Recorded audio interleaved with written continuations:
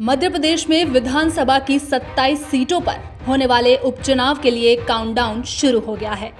चुनाव आयोग अब कभी भी चुनाव की तारीखों का ऐलान कर सकता है।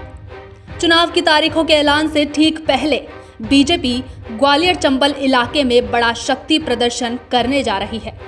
मध्य प्रदेश की राजनीति में बड़ा उलटफेर कर बीजेपी में शामिल होने के बाद ज्योतिरादित्य सिंधिया पहली बार अपने शहर ग्वालियर आ रहे हैं।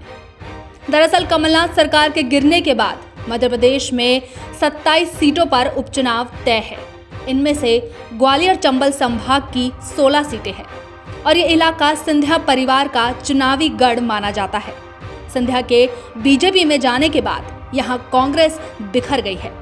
इसीलिए ग्वालियर चंबल संभाग के कांग्रेस कार्यकर्ताओं को बड़ी संख्या में बीजेपी की सदस्यता दिलवाकर सत्ता में विराजमान बीजेपी अपना दम दिखाना चाहती है। आपको बता दें कि उपचुनाव में इस बार बीजेपी प्रत्याशी को मदद पहुंचाने के लिए बसपा सहारा बन सकती है।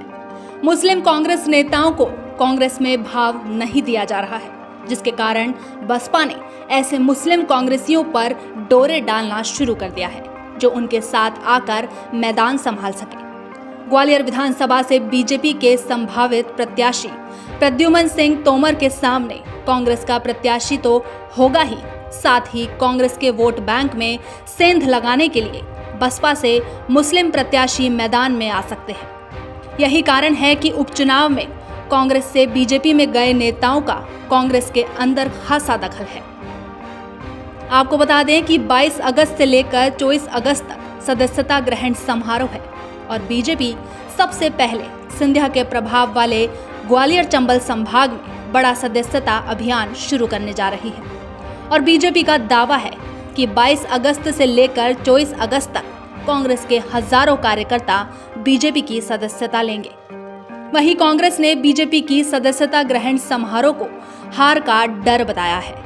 कांग्रेस प्रवक्ता नरेंद्र सलूजा ने कहा है कि भाजपा नेता ये समझ चुके हैं कि अपने मान सम्मान को सबसे ऊपर रखने वाले ग्वालियर चंबल संभाग के लोग आगामी उपचुनाव में कमलनाथ सरकार के साथ किए धोखे का बदला बीजेपी को हरा कर लेंगे। इसलिए ये दिखावा किया जा रहा है, जबकि अंदर से बीजेपी को भी मालूम है कि उपचुनाव में उसका जीतना मुश्किल है।